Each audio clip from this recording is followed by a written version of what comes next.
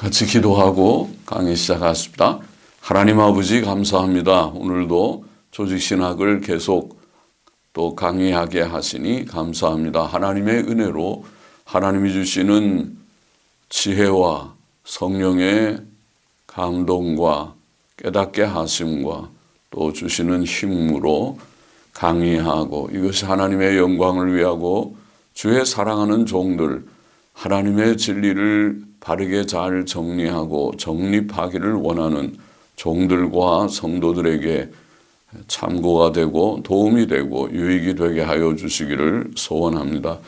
또 저 자신이 하나님의 말씀을 잘 정리하는 데 도움이 되고 또 모두들에게 도움이 되게 하여 주시기를 원합니다. 하나님의 영, 진리의 영께서 이 시간에도 저희와 함께 하시고 이 부족하고 미천한 종의 심령과 입술을 주장하시고 생각을 주장하시고 또 함께 말씀을 나누는 모든 종들에게 함께 하셔서 다 유익이 되게 하옵소서. 우리의 유일한 선생님은 성령님이시라 하셨사오니 주 예수 그리스도와 성령님만이 저희들을 진리 가운데로 진리의 온전함, 풍성함 가운데로 인도하시는 자이시오니 주님 주께서 지도하여 주옵소서. 감사하며 예수 그리스도의 이름으로 기도하옵나이다. 아멘. 아멘. 자, 이 시간에는 하나님의 언약에 대해서 우리가 좀 생각해 보고자 합니다. 하나님의 언약, 사람에 관한 또 하나의 중요한 진리는 하나님께서 첫사람 아담에게 시험하는 한 명령을 주신 것입니다. 창세기 2장 16절 17절에 있죠. 그 말씀을 읽어보면 여호와 하나님이 그 사람에게 명하여 가라사대 동산 각종 나무의 실과는 네가 임의로 먹되 선악을 알게 하는 나무의 실과는 먹지 말라. 네가 먹는 날에는 정령 죽으리라. 자, 이런 말씀이죠. 이것은 하나님께서 다른 피조물들에게가 아니고 오직 사람에게만 주신 명령이었습니다. 이것은 사람이 자유의지를 가지고 순종하거나 순종하지 않을 수 있는 인격적 존재임을 증거합니다. 하나님께서 사람을 다루시는 방법은 언약의 방법이었습니다. 성경은 구약과 신약, 즉 언약의 책이죠. 언약이라고 Old Testament, New Testament, Testament라는 카버넌트와 같은 개념입니다. 언약이라는 그런 개념입니다. 성경에 게시된 하나님의 언약은 두 가지인데 행위 언약과 은혜 언약입니다. 웨스민스터 신앙고백 7장 2절은 이렇게 진술합니다. 사람과 맺으신 첫 언약은 행위 언약이었는데 거기에서 완전한 개인적 순종을 조건으로 아담과 그 안에서 그의 후손들에게 생명이 약속되었다라고 하였습니다. 하나님께서 아담에게 주신 처음 명령을 우리는 행위 언약이라고 표현합니다. 이 처음 명령을 행위 언약이라고 부르는 까닭은 그 명령이 언약의 요소들을 가지고 있기 때문입니다. 즉 그 명령에는 언약의 두 당사자, 언약의 조건, 언약의 내용, 언약의 벌칙 이런 것들이 요소들인데 등이 있습니다. 그러므로 호세아 6장 7절은 저희가 아담처럼 언약을 어겼다 이런 표현을 하였는데 자, 이 말씀은 하나님의 이 첫 명령이 창세기 2장 16절 17절의 명령이 하나의 언약이었음을 보입니다. 또 예수 그리스도로 말미암은 하나님의 은혜 언약은 행위 언약을 전제한 것이라고 볼 수 있습니다. 우리가 행위로 구원을 받을 수 없었기 때문에 구주 예수께서 오셔서 우리를 위하여 십자가에 죽으셨습니다. 즉 은혜 언약은 행위 언약의 실패에 근거한 것이었습니다. 또한 로마서 5장 15절로 21절에 아담과 그리스도의 대조는 행위 언약을 전제하며 행위 언약의 개념을 증거합니다. 그 구절은 한 사람 아담이 인류를 대표하였으므로 그의 죄가 온 인류의 죄가 되었으나 한 사람 그리스도께서 모든 택함 받은 자들을 대표하였으므로 그의 의의 행위가 모든 택함 받은 자들의 의가 되었다는 것을 대조적으로 증거하는 것입니다.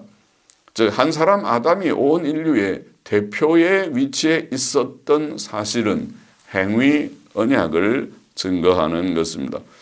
그러면 행위 언약의 요소들을 좀 더 살펴보십시다.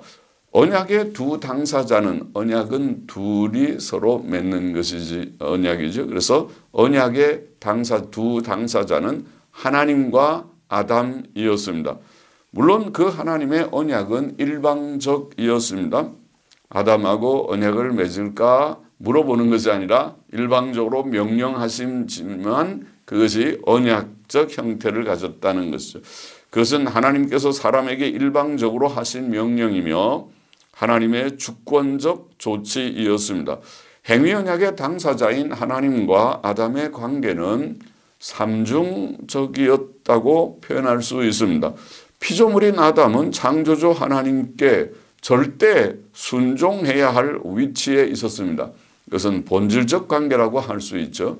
창조자와 피조물의 관계, 그건 절대 복종, 순종해야 되는 관계죠.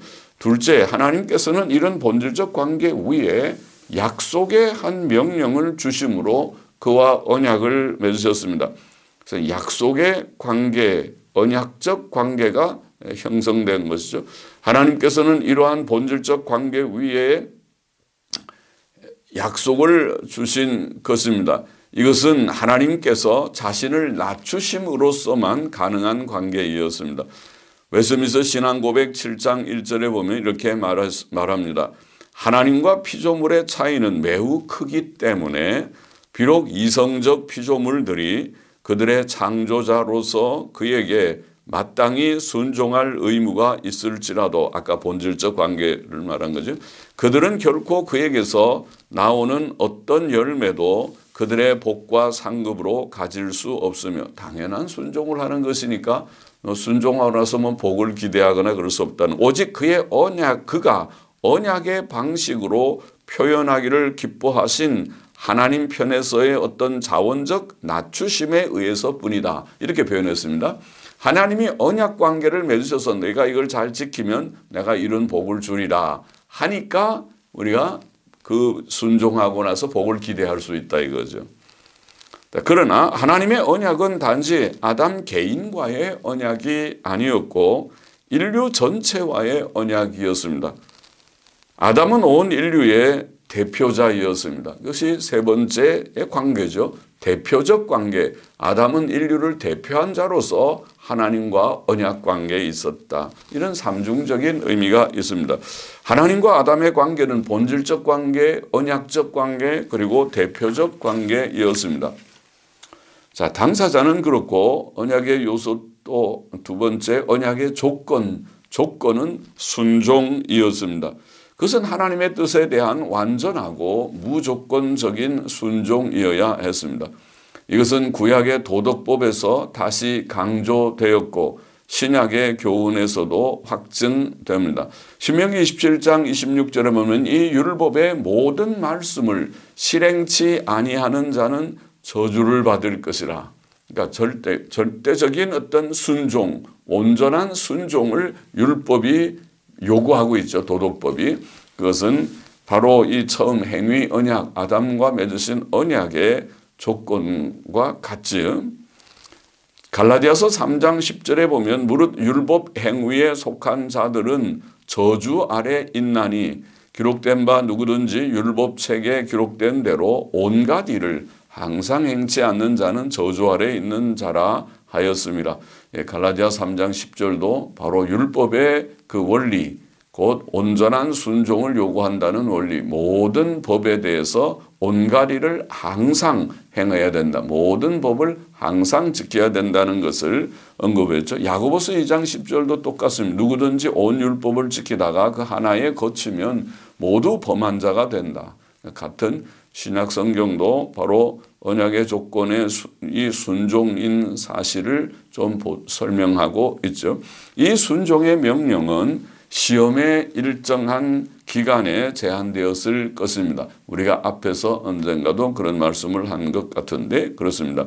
만일 그 시험이 일정한 기간에 제한되지 않았다면 아담은 비록 그 기간 동안에 범죄치 않았다 할지라도 우리가 장차 누릴 것과 같은 영생, 즉 다시는 죽을 수 없는 영생을 누리지 못하였을 것입니다.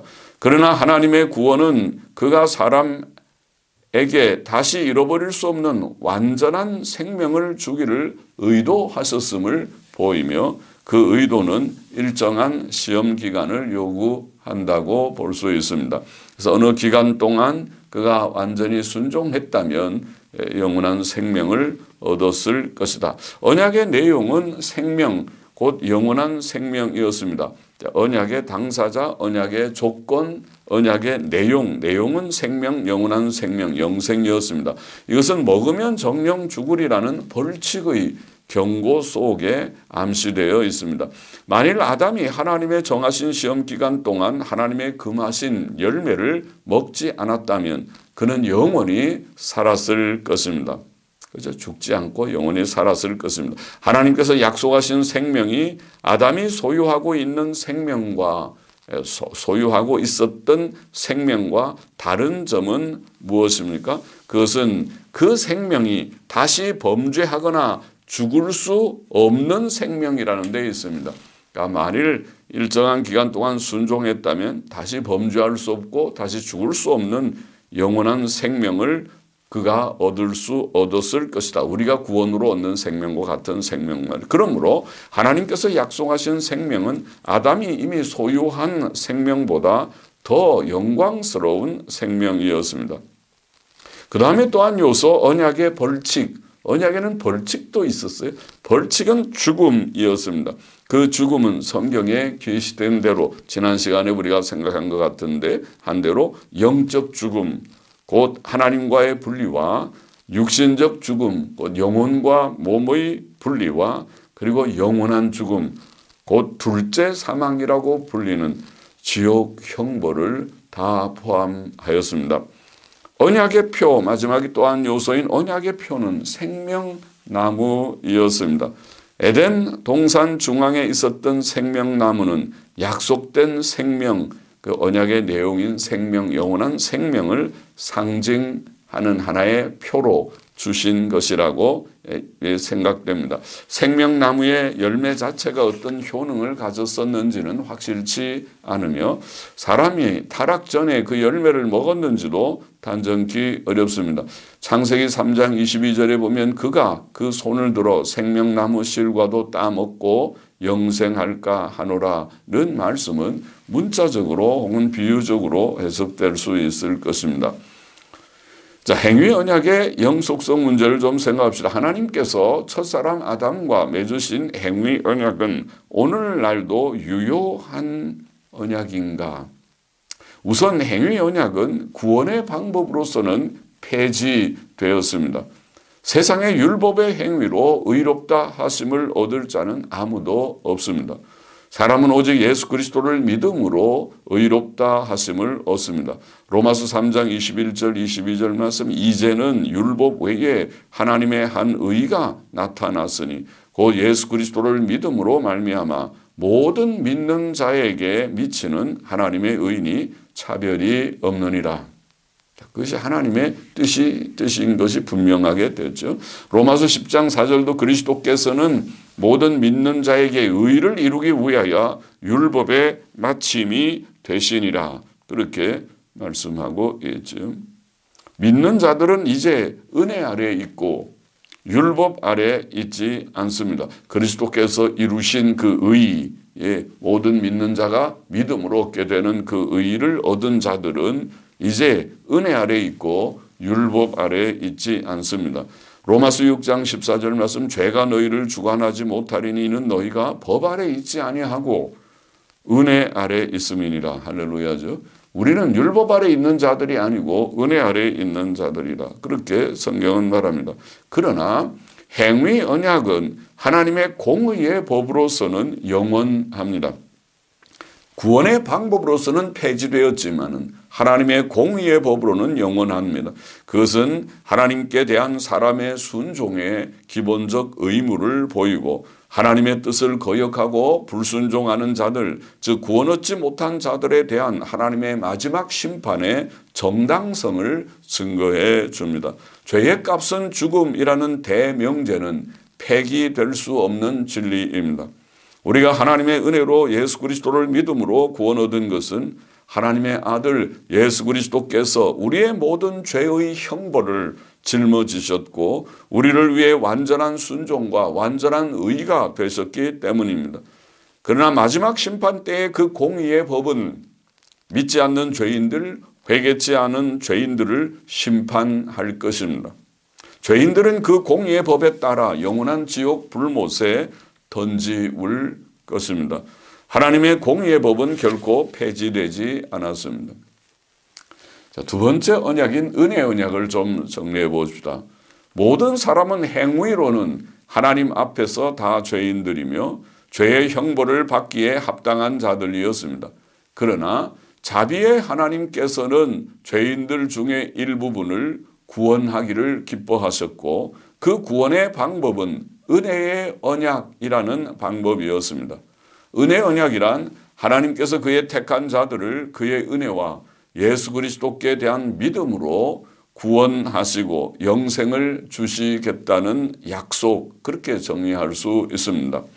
웨스민스터 신앙고백 7장 3절에 보면 사람이 타락으로 그 언약에 의해, 곧 행위 언약을 가리키는데 그 언약에 의해 생명을 얻을 수 없게 되었으므로 주께서는 보통 은혜 언약이라 불리는 둘째 언약을 맺기를 기뻐하셨는데 그것에 의해 그는 죄인들에게 예수 그리스도로 말미암는 생명과 구원을 값없이 주시고 그들에게 구원 얻도록 그를 믿으라고 요구하시며 생명에 이르도록 작정된 모든 사람에게 그의 성령을 주시기로 약속하셔서 그들로 하여금 믿을 마음과 힘을 얻게 하신다. 이렇게 진술을 했습니다.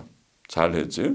로마서 3장 24절 말씀 그리스도 예수 안에 있는 구속으로 말미암아 하나님의 은혜로 값없이 의롭다 하심을 얻은 자 되었느니라. 은혜 언약의 요점이지요. 마태복음 26장 28절 이것이 죄사함을 얻게 하려고 많은 사람을 위하여 흘리는 바 나의 피 곧 언약 전통사본의 새 언약의 피니라.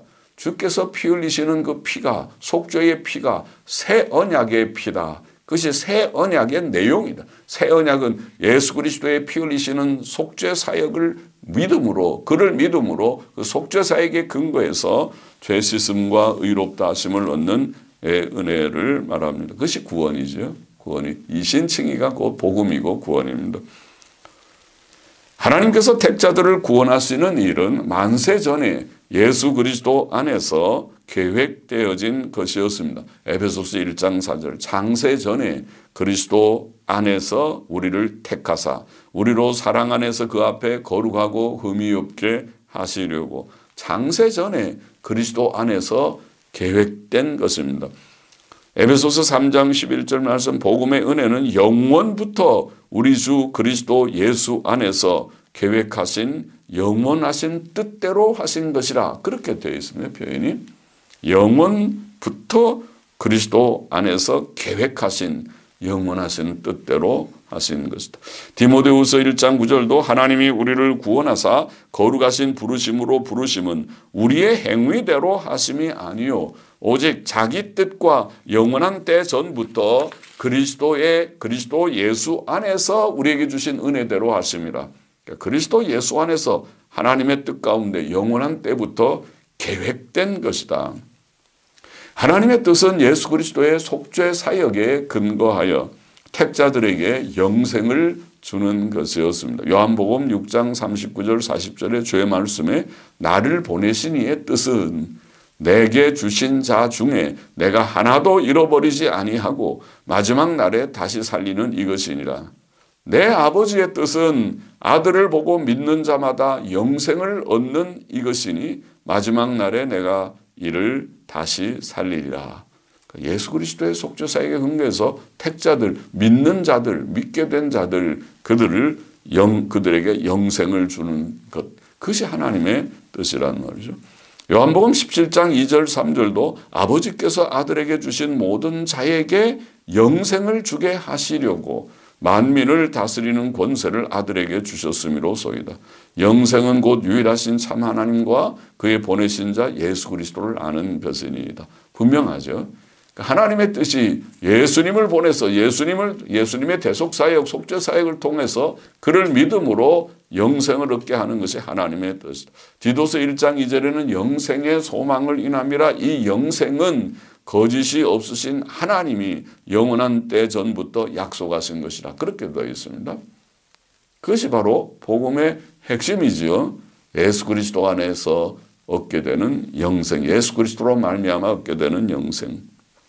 자, 이런 사실은 하나님께서 택자들의 구원을 위해 아들 예수 그리스도와 언약을 맺으셨음을 나타냅니다. 택자들을 위해서 아들과 어떤 약속을 맺으셨구나. 하나님과 아들 예수 그리스도와의 이 언약, 그 약속을 구속 언약이라고 부르기도 합니다. 구속 언약, 신학자들이. 자, 이 언약에서 아들 예수 그리스도께서는 택자들을 대표하십니다. 하나님께서는 아들이 택자들을 위해 속죄 사역을 이루기를 원하셨습니다. 이 일을 위해 아들께서는 죄 없는 사람으로 태어나시고 율법에 복종하시고 모든 택자들의 죄의 형벌을 받으심으로 완전한 의를 이루셔야 하였습니다. 마태복음 20장 28절에 보면 인자가 온 것은 섬김을 받으려 함이 아니라 도리어 섬기려 하고 자기 목숨을 많은 사람의 대속물로 주려 함이니라. 그런 말씀하셨죠. 예수님이 오신 목적이 바로 그 구속을 이루기 위하여 아버지께서 뜻하신 바를 이루기 위한 거죠. 마태복음 26장 28절 아까 읽었지만 이것은 죄사함을 얻게 하려고 많은 사람을 위하여 흘리는 바 나의 피 곧 새 언약의 피니라. 갈라디아 4장 4절 5절에 보면 하나님께서 그 아들을 보내사 여자에게서 나게 하시고 율법 아래 나게 하신 것은 율법 아래 있는 자들을 속량하시고 속량하기 위하여 오셨다. 예수 그리스도의 사역이죠. 로마서 5장 18절 19절 그런즉 한 범죄로 많은 사람이 정죄에 이른 것 같이 의의 한 행동으로 말미암아 많은 사람이 의롭다 하심을 받아 생명에 이르렀느니라. 한 사람의 순종치 아니함으로 많은 사람이 죄인 된 것 같이 한 사람의 순종하심으로 많은 사람이 의인이 되라. 예수 그리스도께서 오셔 그리스도의 사역은 의의 한 행동 또 순종하심 이렇게 표현돼서 그 사역 의의 한 행동 십자가에 죽기까지 순종하심 또 대속 제물이 되신 그 한 행동 또 그 순종으로 말미암아 그 의로 말미암아 하나님의 택자들이 구원을 받는 의롭다함을 얻는 그것이죠. 로마서 10장 4절 그리스도께서는 모든 믿는 자에게 의를 이루기 위하여 율법의 마침이 되시니라. 오셔서 이룬 것이 의이다. 또 히브리서 5장 8절 9절에 보면 그가 아들이시라도 받으신 고난으로 순종함을 배워서 온전하게 되었은즉 자기를 순종하는 모든 자에게 영원한 구원의 근원이 되시고 그러지. 고난으로 순종함을 배워서 온전하게 되었다. 이런 표현을 했습니다. 주님의 순종으로 주님께서 이루신 순종 사역으로 그가 하나님께서 이루시기를 원하시는 바를 온전히 이루시는 자가 되었다. 하나님의 아들 예수 그리스도께서 속죄 사역을 통하여 그가 이루신 속죄 사역, 그 온전함이 바로 속죄 사역인데 속죄 사역을 통하여 얻을 복은 택자들의 영생입니다. 아까 요한복음 6장 40절에 내 아버지의 뜻은 아들을 보고 믿는 자마다 영생을 얻는 이것이니 마지막 날에 내가 이를 다시 살리리라. 영생이 속죄 사역을 통하여 얻을 복과 같은 것이 아들이 하나님 아버지과의 그런 언약 속에서 아들이 사역을 이룸으로 속죄 사역을 이룸으로 얻게 되는 복이 있다면 택자들의 영생이다. 그렇게 말할 수 있겠죠. 또 예수께서는 십자가의 죽음으로 이 일을 이루셨고 3일 만에 부활하시고 40일 후에 승천하심으로 영광을 받으셨습니다. 그것도 복이죠. 영생을 획득하시고 자신이 영광을 받으십니다. 요한복음 17장 5절에 보면 이런 기도를 하셨죠. 아버지여, 창세전에 내가 아버지와 함께 가졌던 영화로서 지금도 아버지와 함께 나를 영화롭게 하옵소서. 그러면은 이 구속 언약이라고 부르는 아버지와 아들과의 관계에서 주께서 이루시는 사역은 속죄 사역이고 그 속죄 사역으로 얻게 되는 복은 택자들의 영생이고 또 본인 자신의 영광입니다. 영화롭게 하옵소서. 빌립보서 2장 9절 이하에 보면 이러므로 하나님이 그를 지극히 높여 예수님이 십자가 대속 사역을 이루시고 부활하심으로 지극히 높여 모든 이름 위에 뛰어난 이름을 주사 하늘에 있는 자들과 땅에 있는 자들과 땅 아래에 있는 자들로 모든 무릎을 예수의 이름에 꿇게 하시고 모든 입으로 예수 그리스도를 주라 시인하여 하나님 아버지께 영광을 돌리게 하셨느니라. 오늘 그렇게 됐죠. 모든 사람들, 모든 택자들이 다 예수 그리스도를 주 예수 그리스도 하나님의 아들이라고 부르고 그에게 찬송과 경배, 삼위 하나님께 찬송과 경배와 영광을 돌리죠. 자, 그러면 은혜 언약의 요소들을 좀 더 우리가 생각해 보십시다. 하나님께서는 예수 그리스도의 속죄 사역의 근거에 택자들을 은혜로 구원하시겠다고 약속하셨습니다. 은혜 언약의 당사자들은 하나님과 그의 택하신 사람들이죠. 택하신 사람들과의 관계 속에서의 언약이니까. 은혜 언약의 조건은 택하신 사람들의 믿음입니다. 그러므로 그러나 이 믿음이 조건인데 믿음은 결코 구원을 위한 공로가 아니고 단지 구원을 위한 수단에 불과합니다. 구원을 받기 위해서 믿음으로 구원받지만은 믿음이 공로가 되는 것은 아니다. 요한복음 3장 16절 하나님이 세상을 이처럼 사랑하사 독생자를 주셨으니 이는 저를 믿는 자마다 멸망치 않고 영생을 얻게 하려 하십니다. 우리가 택자들이 하나님의 구원, 예수 그리스도의 대속 사역을 통하여 하나님의 구원, 영생을 얻게 되려면 믿어야 된다. 믿는 자마다 멸망치 않고 영생을 얻게 하려. 믿음은 하나의 방편, 수단입니다. 로마서 3장 22절도 그 예수 그리스도를 믿음으로 말미암아 모든 믿는 자에게, 전동사본에 보면 믿는 모든 자에게 그리고 모든 자 위에, 믿는 모든 자에게 그리고 모든 자, 믿는 모든 자 위에, 그러니까 믿는 모든 자에게 미치는 하나님의 의인이 차별이 없느니라. 믿어야 됩니다. 에베소서 2장 8절 9절에 보면 너희가 그 은혜를 인하여 믿음으로 말미암아 구원을 얻었나니. 옳지요. 하나님의 은혜로 우리가 구원받지만은 믿어야 돼. 믿음으로 말미암아 구원을 얻었나니 이것이 너희에게서 난 것이 아니요 하나님의 선물이라. 그러니까 믿음조차도 하나님이 주시는 그런 은혜이니까 그것은 공로가 아니다. 믿음은 하나의 수단이지 공로, 하나님의 선물이라. 행위에서 난 것이 아니니 이는 누구든지 자랑치 못하게 함이니라. 은혜 언약의 중보자는 은혜 언약의 지금 조건은 믿음이고 중보자는 예수 그리스도 있습니다. 디모데전서 2장 5절에 보면 하나님은 한 분이시요 하나님과 사람 사이에 중보도 한 분이시니 그 사람이신 그리스도 예수라고 그러죠. 예수 그리스도께서 죄인들의 유일한 중보자로서 이제 하나님의 은혜 언약의 그 조건들을 그가 다 대속 사역을 이루시고 예수님을 믿는 자에게 영생을 얻게 하신 것이라. 유일한 중보자이십니다. 히브리서 8장 6절도 이제 그가 더 아름다운 직분을 얻으셨으니 이는 더 좋은 약속으로 세우신 더 좋은 언약의 중보시라. 예수 그리스도를 더 좋은 언약, 새 언약이죠. 새 언약의 중보시라. 자, 은혜 언약에 담긴 약속의 내용은 택자들의 영생입니다. 택자들의 영생. 중보자는 예수 그리스도요. 또 그 내용은 택자들의 영생입니다. 요한복음 3장 16절 우리가 잘 아는 말씀이 보이죠. 하나님께서 세상을 이처럼 사랑하사 독생자를 주셨으니 이는 저를 믿는 자마다 멸망치 않고 영생을 얻게 하려 하십니다. 이 영생은 죄사함과 하나님과의 바른 관계의 회복에 근거합니다. 인류는 아담의 범죄로 하나님과의 바른 관계가 깨어졌으나 그리스도를 믿음으로 그 관계가 회복되고 하나님의 자녀가 되고 영생을 얻는 것입니다. 하나님의 자녀는 원래 영생하게 되어 있습니다. 죄를 지어서 죽음이 온 것뿐이죠. 그래서 하나님의 관계의 회복이 그 속에 담겨 있는 것입니다.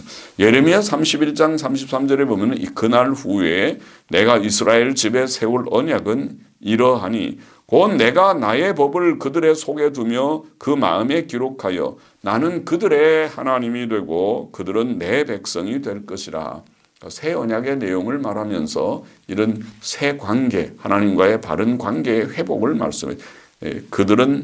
나는 그들의 하나님이 되고 그들은 내 백성이 될 것이다. 에스겔 36장 28절도 내가 너희 열조에게 준 땅에 너희가 거하여, 그것도 새 언약에 대한 예언이죠. 너희가 거하여 내 백성이 되고 너희는 내 백성이 되고 나는 너희 하나님이 되리라. 그것이 바로 예수 그리스도를 통하여 우리에게 주신 은혜죠. 요한복음 1장 12절 말씀, 영접하는 자 혹은 영접한 자 곧 그 이름을 믿는 자들에게는 하나님의 자녀가 되는 권세를 주셨으니, 우리가 예수님 믿으면 구원을 얻는데 그 내용 속에는 하나님의 자녀가 되는 그런 은혜가 거기에 있다. 요한계시록 21장 3절 7절에 보면 보라 하나님의 장막이 사람들과 함께 있음에 하나님이 저희와 함께 거하시리니 저희는 하나님의 백성이 되고 하나님은 친히 저희와 함께 계셔서, 최종적인 우리가 구원을 이제 증거하면서 하나님과 우리 사이에 바른 관계의 회복을 말씀했습니다. 저희는 하나님의 백성, 하나님은 저희의 하나님, 그렇게 하나님과의 관계가 됩니다. 또 7절에도 이기는 자는 이것들을 유업으로 얻으리라. 나는 저의 하나님이 되고 그는 내 아들이 되리라. 이렇게 계시록 21장 성경의 거의 끝부분에도 말씀했습니다.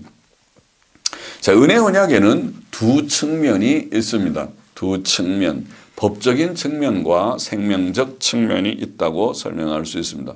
은혜 언약에는 법적 측면이 있습니다. 신자의 자녀들은 구약시대에 법적으로 은혜 언약 안에 참여했습니다.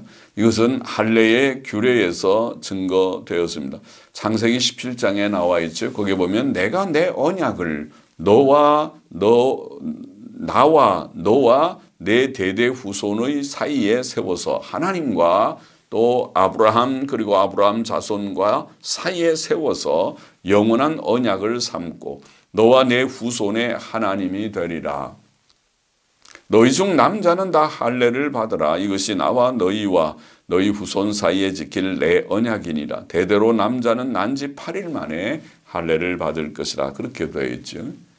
그것이 하나의 법적으로 난지 8일 만에 아무것도 모르는 어린아이들이 언약 백성이 되는 것입니다. 법적인 측면이죠. 그들이 하나님을 잘 섬기거나 그런 것과 관계없이 그냥 언약 백성이 되는 것. 신명기 29장에 보면 이런 말씀이 있죠. 오늘날 너희 곧 너희 두령과 너희 지파와 너희 장로들과 너희 유사와 이스라엘 모든 남자와 그 다음에 너희 유아들과 너희 아내와 및 내 진중에 있는 객과 물은 너를 위하여 나무를 패는 자로부터 물 깃는 자까지, 종들까지 다 너희 하나님 여호와 앞에 선 것은 모두들 이스라엘 총회가 다 하나님 앞에 모압 평지에 다 모여서 언약의 갱신, 모세 언약 시내산에서 그들이 언약을 맺었던 자들, 그들이 20세 이상 60만 되는 이들이 광야 40년 생활에서 다 죽었기 때문에, 그렇죠? 여호수아와 갈렙 외에는 다 죽었기 때문에 이제 다시 언약을 갱신하는 그때의 말씀이죠. 모세가 다시 갱신을 하면서 그들이 다 언약에 참여하는, 그들이 다 너희 하나님 여호와 앞에 선 것은 너희 하나님 여호와의 언약에 참여하며 이렇게 말씀했습니다. 그러니까 이것이 법적인 문제죠. 법적으로는 이스라엘 사회에 속한 모든 종들을 포함해서 남자뿐 아니라 여자들과 유아들까지도 다 참여하였던 것입니다. 은혜 언약의 법적 측면은 신약 아래서도 계속 유지된다고 말할 수 있습니다. 사도행전 2장 39절에 보면 이런 약속이 있죠. 이 약속은 회개하고 예수님 믿으면 성령을 선물로 받는다는 이 약속은 너희와 너희 자녀와 모든 먼데 사람 곧 주 우리 하나님이 얼마든지 부르시는 자들에게 하신 것이라. 너희와 너희 자녀와 자녀들에게까지 포함된다. 자녀들에게도 포함된다. 사도행전 16장 31절에 보면 주 예수 그리스도를 믿으라. 그리하면 너와 내 집이 구원을 얻으리라. 이런 말씀이 있죠. 주 예수 그리스도를 믿으라. 그리하면 너와 내 집이, 너만 구원 얻는 것이 아니라 내 집이 구원을 얻으리라. 매우 구약적이죠. 그것은 그 구약의 은혜 언약의 법적인 측면이 신약 안에서도 우리가 계승된다는 것을 보이는 한 구절이죠. 또 고린도전서 7장 14절도 그렇습니다. 믿지 아니하는 남편이 아내로 인하여 거룩하게 되고 믿지 아니하는 아내가 남편을 인하여 거룩하게 되나니 그렇지 아니하면 너희 자녀도 깨끗지 못하니라. 그러나 이제 거룩하니라. 그러니까 두 부부가 한 편만 믿을 때에 다른 한 편은 믿지 않고 한 편만 믿을 때에 그 관계에서 낳은 자녀가 언약 백성이냐 아니냐 하는 것을 말씀하고 있죠. 언약 백성이라고 보이는 구절이죠. 그래서 우리가 오늘날의 신약교회에서 우리가 한 편만 믿는 자녀들도 그들이 교회에서 유아세례를 받고 언약 백성으로 편입되는 그런 규례가 있는 것이죠. 법적 측면에서 볼 때 은혜 언약 안에는 세 부류의 사람들이 섞여 있죠. 첫째는 예수 그리스도를 주와 구주로 진실이 믿는 성인들. 그들은 바른 생각을 가지고 신앙을 고백하고 믿는 자들. 그들이 참 신자죠. 둘째는 예수 그리스도를 믿는 사람들의 자녀들. 그 자녀들. 자녀들은 아직 잘 믿음이 없지만은 어린 자녀들이 하나님을 잘 몰라도 예배당 같이 손잡고 나와서 예배 드립니다. 졸기도 하지만은 예배를 드리는 그 어린 자녀들. 그들이 언약 안에, 은혜 언약 안에 속해 있습니다. 구약시대는 할례를 받음으로 난 지 8일 만에 속하고 신약시대도 유아세례를 받음으로 언약 안에 속하게 됩니다. 셋째는 언약 안에 들어와 있는 비중생자들입니다. 중생하지 않았지만은 언약 백성으로 간주되는 자들이 있는 것입니다. 이 세 번째 부류의 사람들은 형식적인 교인들이거나 위선자들입니다. 예수님 제자 중에 가룟 유다와 같은 자들.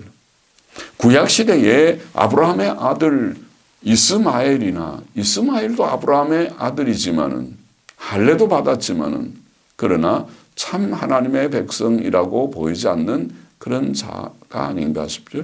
이삭의 아들 에서와 야곱 중에서 에서는 아브라함의 자손이지만은 그러나 아브라함, 이삭, 야곱으로 내려가는 택자들의 부류에서 제외됐습니다. 물론 택자들 야곱의 자손 중에도 불신앙적인 이스라엘 백성들, 유대인들이 다 할례를 받은 자들이죠. 그러나 그 은혜 언약의 책임 아래 있었고 어느 정도 그 언약의 특권을 누렸으나 참된 의미에서 은혜 언약의 백성이 아니었던 자들이죠. 이런 자들이 있습니다. 그래서 법적인 측면에서 볼 때에는 아직 불완전합니다. 교회가 불완전한 것입니다. 교회 안에는 가룟 유다도 있고 믿지 않는 부류의 사람들 구약교회 속에 있듯이 신약교회 안에도 없지 않습니다. 그런 부류들이 많이 있습니다. 그러나 은혜 언약에는 이런 법적인 측면만 있는 것이 아니라 생명적 측면, 두 측면이 있다고 해서 생명적 측면이 있습니다. 참으로 택함받은 모든 사람은 중생하고 예수 그리스도를 믿고 실제로 새 생명을 얻고 새 삶, 거룩하고 의롭고 선한 삶을 사는 것입니다. 그런 면이 있어요. 형식적 교인들과 중생한 성도들은 비록 우리가 그들을 정확히 구별할 수는 없어도 그들의 행위를 통해 확인됩니다.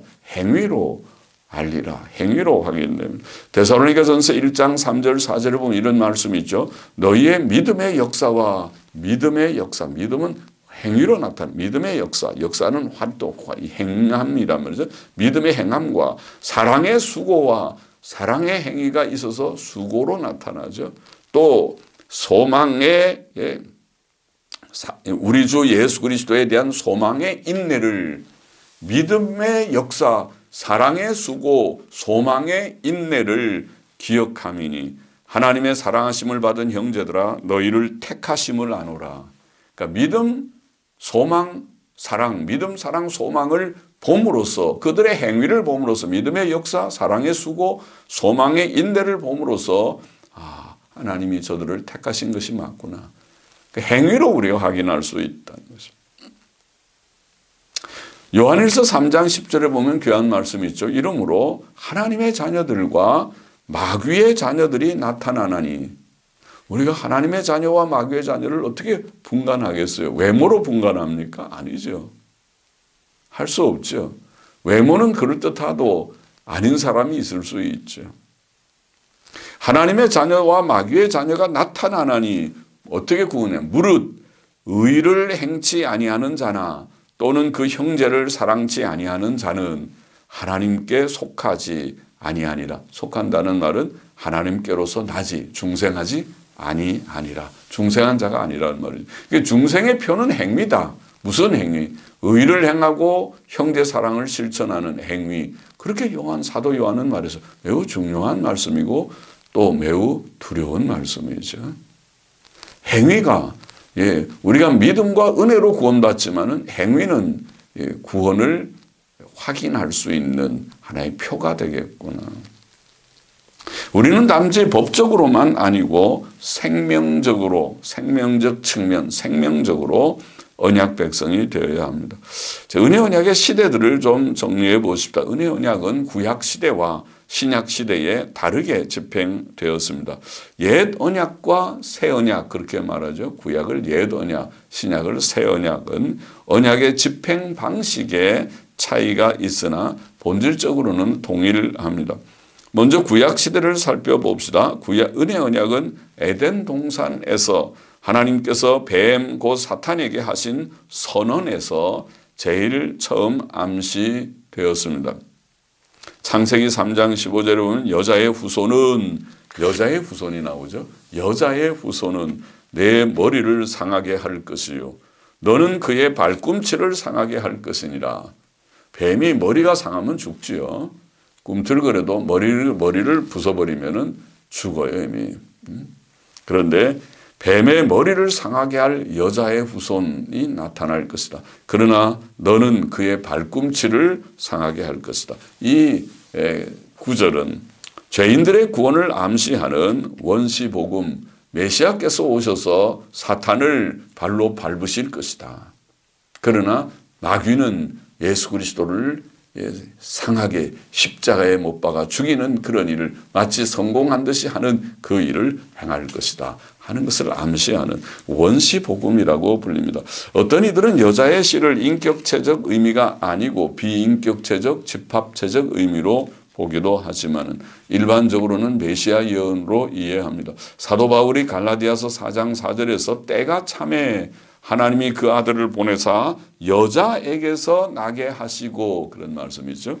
여자에게서 나게 하시고 이 말씀에서 여자는 바로 이 원시복음의 여자의 후손을 가리키는 그런 여자에게서 아들을 보내시는 메시아를 보내신다는 그 말씀을 염두에 두고 하신 말씀이 분명하죠. 여자에게서 나게 하시고 또 하나님께서 아담과 하와를 에덴 동산에서 내보내실 때 가죽옷을 입히셨다. 창세기 3장 21절에 그러죠. 예수 그리스도의 이 가죽옷은 예수 그리스도의 속죄를 예표하는 것이 분명하죠.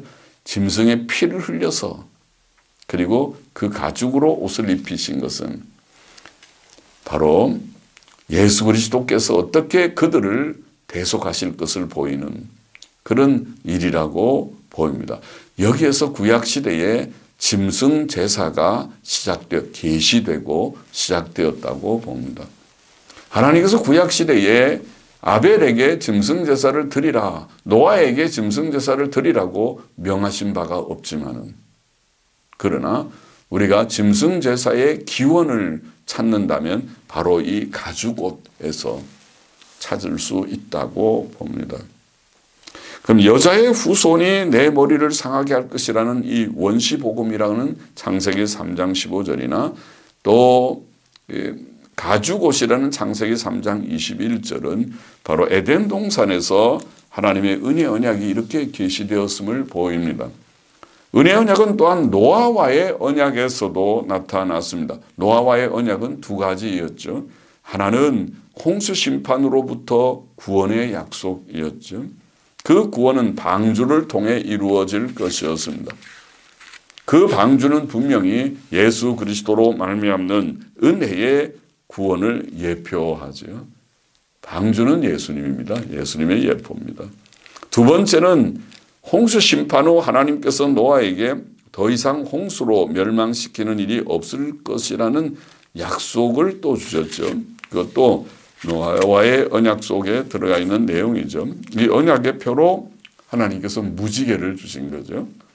이 언약은 하나님께서 노아와 그 후손들 및 모든 생물들과 맺으신 언약이었고 자연 언약이라고 불리는 언약이죠. 이 자연적 전 세계적 복은 다시는 홍수로 멸하지 않으리라는 무지개 언약은 은혜 언약의 첨가물이었습니다. 은혜 언약은 또 아브라함과의 언약에서도 아주 명료하고 충분하게 나타났습니다.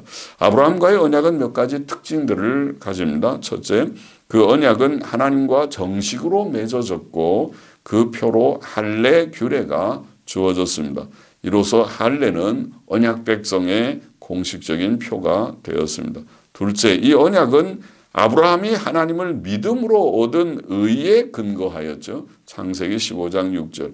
아브라함이 하나님을 믿으니 하나님께서 이를 그의 의로 여기시고 이것이 이 언약이 아브라함과의 맺으신 이 언약이 할례의 표를 가진 이 언약이 은혜 언약임을 잘 증거합니다. 아브라함이 하나님을 믿음으로 의롭다함을 얻고 그 의에 근거해서 이 언약을 창세기 15장 6절에 믿음의 의에 대해서 말하고 17장에 바로 할례 언약을 말씀하였죠. 그리고 셋째, 이 언약은 민족적이며 세계적이었습니다. 창세기 12장 2절 3절에 보면 내가 너로 큰 민족을 이루고 아브라함과의 약속은 언약은 큰 민족을 이루는 아브라함의 자손으로 큰 민족을 이루는 약속이 거기 들어가 있고 그리고 땅의 모든 족속이 너를 인하여 복을 얻을 것이라 그렇게 되어 있죠. 창세기 2장 3절에 보면 그러니까 이것은 세계적인 언약입니다. 민족적이고 세계적이다. 또 창세기 22장 18절도 내 씨로 말미암아 천하 만민이 복을 얻으리라 그랬죠. 또 넷째, 이 언약은 물질적이며 영적이었습니다. 이 하나님께서 너로 큰 민족을 이루고 또 복을 주어 내 이름을 창대케 하리라. 물질적인 복도 자손의 번창도 거기에 들어가 있고 또한 영적인 뜻도 있다. 이 언약의 영적 성격은 그것이 신약교회 성도들에게도 적용된다는 사실에서 잘 나타납니다. 창세기 17장 8절에 보면 내가 너와 내 후손에게 너의 우거하는 이 땅 곧 가나안 일경으로 주어 영원한 기업이 되게 하겠다. 그렇게 말합니다. 그것은 땅에 대한 언약, 자손 번창과 가나안 땅을 기업으로 주는 그런 물질적인 면도 있고 영적으로 로마서 4장 16절에 보면 이는 그 약속을 그 모든 후손에게 굳게 하려 하심이라 율법에 속한 자에게뿐 아니라 아브라함의 믿음에 속한 자에게 도니 아브라함은 하나님 앞에서 우리 모든 사람의 조상이라. 그러니까 모든 믿는 자들의 조상, 영적인 성격이죠. 갈라디아서 3장 29절도 너희가 그리스도께 속한 자면 곧 아브라함의 자손이요. 그러니까 아브라함에게 주신 언약의 그 내용은 바로 그리스도로 말미암아 얻는 복이 이런 영생의 복, 그리스도 안에서 주시는 구원의 복을 담고 있다는 의미에서 영적인 그런 성격을 가졌습니다. 은혜 언약은 또 시내산 언약에서도 나타났습니다.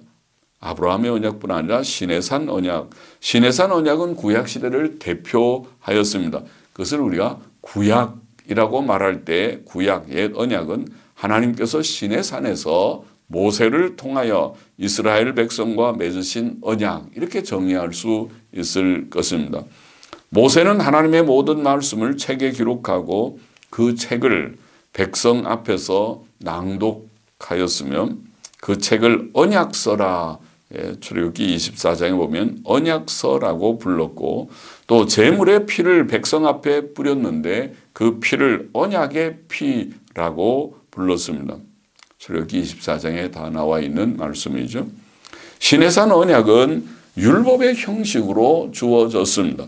모세를 통해 주신 하나님의 법은 우리가 앞에서도 지난 시간에 생각했습니까? 도덕법, 재판법, 의식법으로 구성되었는데 여기에서 특히 도덕법과 의식법이 중요하였습니다. 도덕법은 외적으로는 행위 언약적 요구를 강조하는 듯 했습니다. 도덕법의 요구는 행하라 그리하면 살리라는 말로 요약됩니다. 그러나 도덕법의 의도는 도덕법의 형식은 그렇지만 행위 언약적 형식이지만은 그러나 도덕법의 의도는 행위 언약의 갱신이 아니고 은혜 언약을 위한 보조이었습니다. 사람이 율법으로는 하나님 앞에 의롭다 하심을 얻지 못합니다. 로마서 3장 20절 말씀. 율법의 행위로 그의 앞에 의롭다 함을 얻을 육체가 없나니. 율법으로는 죄를 깨달음이니라. 로마서 4장 15절도 율법은 진노를 이루게 하나니. 율법은 우리로 구원 얻게 하여 주신 것이 아니고 죄를 깨닫게 하고 하나님의 진노가 얼마나 큰가 하는 것을 깨닫게 하기 위하여 주신 것이다. 그래서 우리를 그리스도께로 인도하는 모학선생이 된다. 우리가 앞에서 생각했지. 자, 의식법이 중요하고 또 한편 도덕법이 중요하고 한편 의식법, 도덕법과 의식법이 중요하다고 말했는데 도덕법은 죄를 깨닫게 하고 의식법은 예수 그리스도와 그의 속죄의 은혜를 증거하는 것이죠. 예를 들어 제사제도와 성막제도, 특히 지성소의 법궤와 속죄소의 규례들은 예수 그리스도의 속죄의 은혜를 예표하였습니다. 여기에 시내산 언약 혹은 구약의 은혜 언약적 성격이 증거됩니다. 구약이 은혜 언약이라는 확실한 증거는 시내산 언약이 은혜 언약이라는 확실한 증거는 바로 의식법에 있는 것입니다. 레위기 4장 20절에 보면 제사장이 그것으로 속죄 제물로 회중을 위하여 속죄한즉 그들이 사함을 얻으리라. 그러니까 구약에서는 바로 제사 제도를 통하여서 죄 사함을 얻었습니다. 웨스민스터 신앙 고백 7장 5절에 보면 그들은 구약의 이스라엘 백성 그들은 그 약속된 메시아로 말미암아 완전한 죄 사함과 영원한 구원을 얻었다. 그렇게 되어 있습니다. 그렇죠? 구약 백성은 바로 제사 제도를 통해서 거기에 예표된 메시아, 약속된 메시아를 통해서 죄 사함을 얻고 구원을 얻었습니다. 그것은 완전하고 영원한 것입니다. 자, 신약은 무엇입니까? 신약, 새 언약. 신약이란 하나님께서 예수 그리스도를 통해 그를 믿는 사람들과 맺으신 언약. 그렇게 말할 수 있어요. 아까 구약은 하나님께서 시내산에서 모세를 통하여 이스라엘 백성과 맺으신 언약. 신약은 하나님께서 예수 그리스도를 통해 그를 믿는 사람들과 맺으신 언약. 예레미야 31장 31절은 신약시대를 예언했습니다. 보라, 딸이 이르리니 내가 이스라엘 집에 새 언약을 세우리라. 그렇게 했죠. 새 언약, 신약이죠. 예수 그리스도께서는 마지막 만찬 때에, 유월절 만찬 때에 새 언약을 선포하셨죠. 누가복음 22장 20절 말씀. 이 잔은 내 피로 세운 새 언약이니. 그렇게 유월절 식사 때에 말씀하셨죠. 고린도전서 11장 25절에도 식후에 또한 이와 같이 잔을 가지시고 가라사대 이 잔은 내 피로 세운 새 언약이니 이것을 행하여 마실 때마다 나를 기념하라. 새 언약입니다. 구약의 예레미야 31장에 예언된 바로 새 언약을 예수님께서 오셔서 마지막 십자가를 지시기 전에 유월절 식사 때에 새 언약을 말씀하시면서 이 성찬 제정의 일이죠. 그러므로 사도 바울은 율법 시대와 복음 시대를 구약과 신약, 옛 언약과 새 언약이라는 말로 구별하였습니다. 고린도후서 3장 6절 14절에 보면 우리를 새 언약의 일꾼 되기에 만족케 하셨으니 모세를 통하여 주신 율법 시대는 옛 언약, 구약이라고 말하고 자신들 예수 그리스도와 사도들을 새 언약의 일꾼, 예수 그리스도의 사도들을 새 언약의 일꾼 되기에 만족케 하셨으니 또 14절에는 구약을 읽을 때에 그 구약 성경은 구약, 오늘 예수 그리스도와 사도들의 글을 신약이라고 표현하고 있습니다.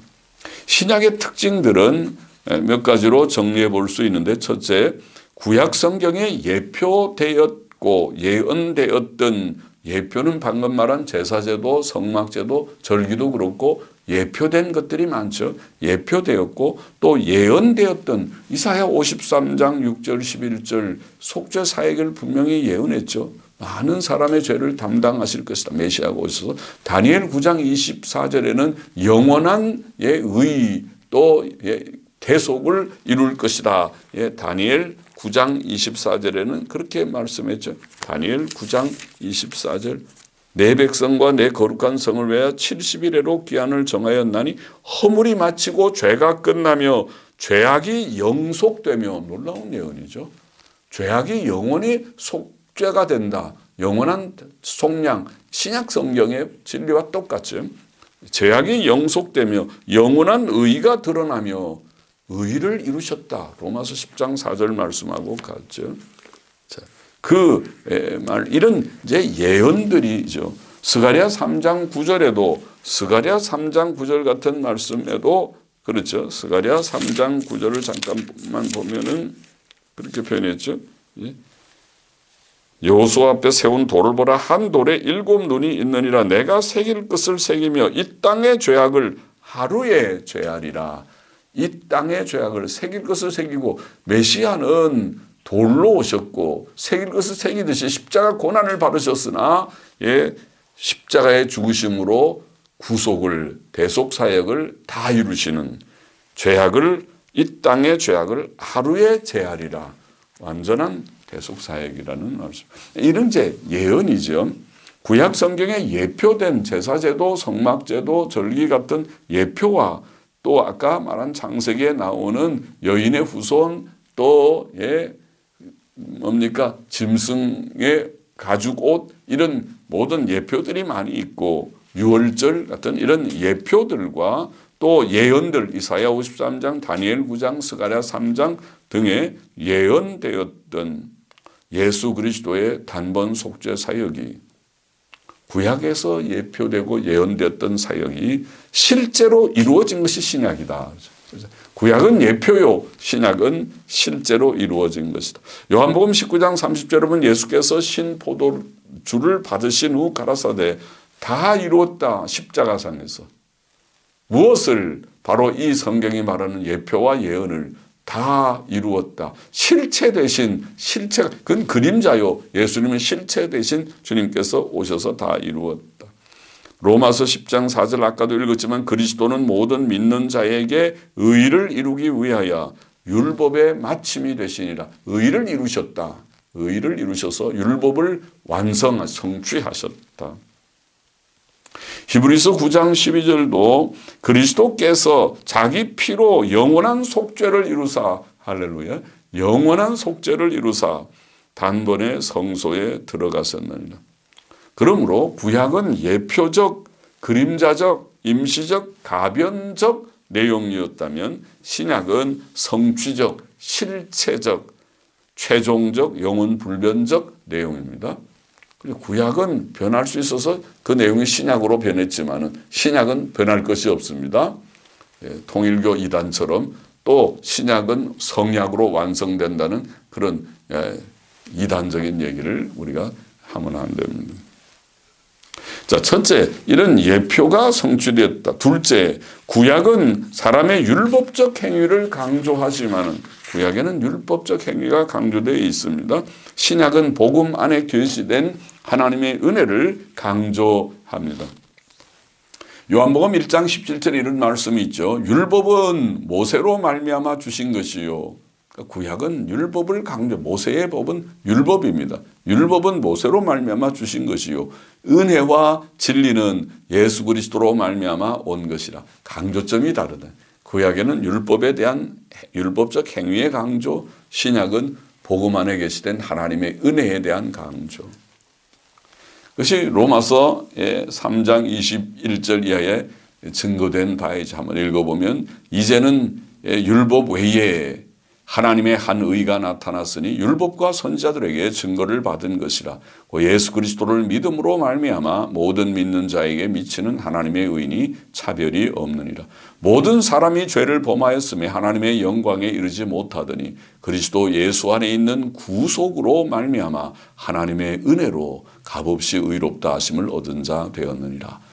신약입니다. 신약의 복음이고 복음의 핵심이 바로 은혜의 구원, 이신칭의의 은혜로 믿음으로 의롭담을 받는다는 그것이 핵심이다. 신약의 특징이죠. 셋째, 구약은 외적이고 의식적인 면이 많았으나 신약은 내적이고 영적인 특징을 가진다.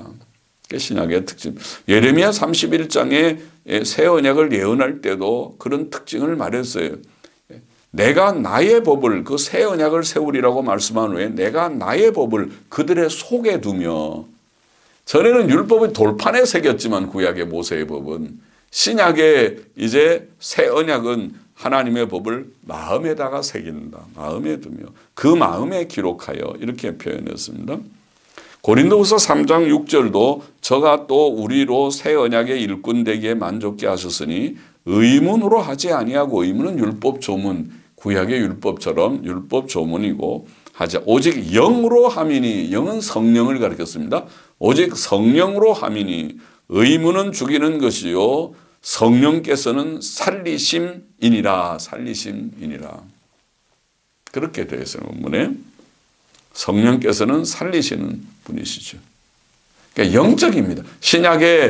신약 복음은 단순히 문자가 아니고 이것은 성령의 역사로 이 복음을 통해서 영혼들을 살리는 그런 내적인 영적인 그러한 성격의 언약이다. 그리고 넷째, 구약은 민족적이었으나 신약은 세계적입니다. 은혜의 복음이 온 세계 모든 나라들과 족속들에게 전파되고 있습니다. 마태복음 28장 19절, 모든 족속으로 제자를 삼아 아버지와 아들과 성령의 이름으로 세례를 주라. 그랬죠. 요한계시록 7장 9절은 내가 보니 각 나라와 족속과 백성과 방언에서 아무라도 능히 셀 수 없는 큰 무리가 흰옷을 입고 손에 종려가지를 들고 보좌 앞과 어린 양 앞에 선 환상을 보았습니다. 물론 신약 시대에도 하나님께서는 선택의 진리를 분명하게 증거하셨습니다. 신약의 모든 세계 사람들이 다 구원받는 것이 아니라 택자들이 구원받는다. 요한복음 17장 9절에도 요한복음 신약의 복음서 안에 내가 비옵는 것은 주의 기도에 대제사장적 기도에 세상을 위함이 아니요 내게 주신 자들을 위함이니, 이미 요한복음 6장에서 아버지께서 내게 주신 자들이라는 표현을 했지만은 또 10장에서도 내 양은 나를 내 음성을 듣는다고 양이라는 표현을 했지만은 여기에 17장인 9절에 내가 비옵는 것은 세상을 위함이 아니요 내게 주신 자들, 다시 선택의 진리를 말합니다. 위함이니 저희는 아버지의 것이로소이다. 로마서 9장 16절 유명한 사도 바울의 서신에서 이 예정의 진리를 증거한 장이죠. 로마서 9장은 그 보면 그런즉 원하는 자로 말미암음도 아니요 다른 박질하는 자로 말미암음도 아니요 구원은 원한다고 달 열심으로 다른 박질한다고 되는 것이 아니라 오직 긍휼히 여기시는 하나님으로 말미암음이니라. 하나님의 은혜로 된다. 선택의 진리죠. 로마서 11장 5절도 그런즉 이와 같이 이제도 은혜로 택하심을 따라 남은 자가 있느니라. 은혜로 선택받은 자들이 그들이 구원에 이르게 된, 또 에베소서 1장 4절도 그렇죠. 창세 전에 그리스도 안에서 우리를 택하사. 신약 성경은 세계적인 동시에 이런 선택의 진리도 분명히 말합니다. 끝으로 구약과 신약의 본질적 동일성을 우리가 조금 생각하고 말씀을 마쳐야 되겠습니다. 역사상 구약과 신약을 전혀 별개의 언약으로 이해하려는 견해가 있었습니다. 오늘날도 있는 줄 압니다. 종교개혁 시대에 소시노스파라고 하는 자유주의파죠. 그들은 구약에는 영생의 약속이 없었고 구원의 조건도 예수 그리스도를 믿는 믿음이 아니라고 생각했습니다. 제세례파들도 구약에는 복음의 내용이 없다고 보았습니다. 오늘날 어떤 세대주의자들이 대체로 성경을 문자적으로 해석하는 보수적인 신앙을 가진 자들이지만은 그러나 이 언약에 대한 언약의 이해에 있어서는, 그래서 우리가 언약의 문제도 중요하다는 것입니다. 언약의 문제를 이해하는 데 있어서 그들은 구약과 신약의 시대적 차이의 특성을 너무 강조한 나머지 구약과 신약을 대립시키고 구약의 은혜성을 부정하는 그런 그런 견해들이 있습니다. 그러나 구약과 신약은 본질적으로 동일하다고 우리가 말할 수 있습니다. 본질적으로 동일하다. 우선 택자들을 구원하시는 구주와 중보자가 동일하십니다.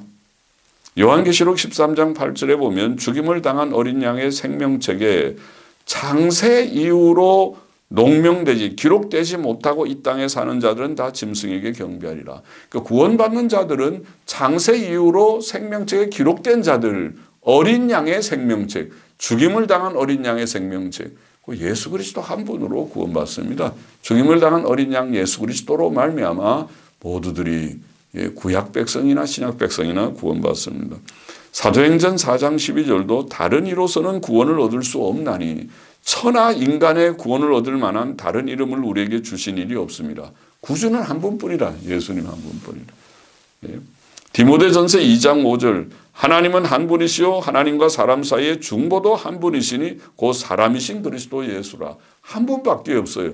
구약에도 구주는 그리스도 예수, 신약에도 그리스도 예수밖에, 중보자는 한 분입니다. 천주교처럼 신부가 중보자가 아니고 마리아가 중보자가 아닙니다. 그것은 잘못된 교리, 이단 교리입니다. 중보자는 예수 그리스도 한 분이십니다. 그게 성경적 교리입니다. 히브리서 13장 8절 예수 그리스도는 어제나 오늘이나 영원토록 동일하십니다. 자, 구주와 중보자가 동일하고, 둘째, 하나님의 은혜로 구원 얻는다는 진리가 동일합니다. 은혜의 구원. 아브라함은 하나님을 믿음으로 의롭다함을 얻었다고 창세기 15장 6절에 말했죠. 그 은혜로 구원받은, 의롭다함을 받은 것입니다. 믿음으로 받는 것이니까, 행위로 받은 것이 아니라. 출애굽은 하나님의 은혜의 사건이었습니다. 구약시대의 의식법, 율법 가운데 의식법, 특히 제사제도와 성막제도는 사람이 하나님의 긍휼과 은혜로, 그리고 하나님의 예비하신 속죄 제물로, 그것이 예수 그리스도죠, 구원 얻는다는 사실을 증거합니다. 구약시대의 성도들은 히브리서 11장이 증거하는 대로 믿음의 사람들이었죠. 선지자들도 의인이 믿음으로 살 것을 말씀했습니다. 이사야 7장 9절에 보면 만일 너희가 믿지 아니하면 정령이 굳게 서지 못하리라. 그런 말씀했죠. 믿음으로 믿어야 선다는 거죠. 하박국 2장 4절 유명한 구절이죠. 의인은 그 믿음으로 말미암아 살리라. 로마서 1장에 인용한 바로 그 구절이죠. 의인은 그 믿음으로 말미암아 살리라. 믿음으로 산다. 사람은 하나님 앞에서 율법을 행함으로 의롭다 하심을 얻지 못합니다. 율법은 사람들의 죄를 깨닫게 해줄 뿐입니다. 사람들은 오직 하나님의 긍휼과 은혜로 구주 예수 그리스도를 믿음으로 그의 속죄 사역으로만 구원을 얻을 수 있습니다. 그러므로 구주와 중보자가 동일하고 구원을 얻는다는 진리가 동일하기 때문에 구약과 신약은 본질적으로 서로 다른 두 개의 언약이 아니고 동일한 한 언약,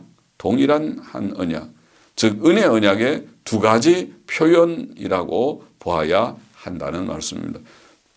웨스민스터 신앙고백 7장 6절에 보면 본질이 다른 두 개의 은혜 언약들이 있는 것이 아니요, 은혜 언약들이 있는 것이 아니요, 여러 시대들 아래에 동일한 한 언약이, 구약 시대가 긴 기간이죠.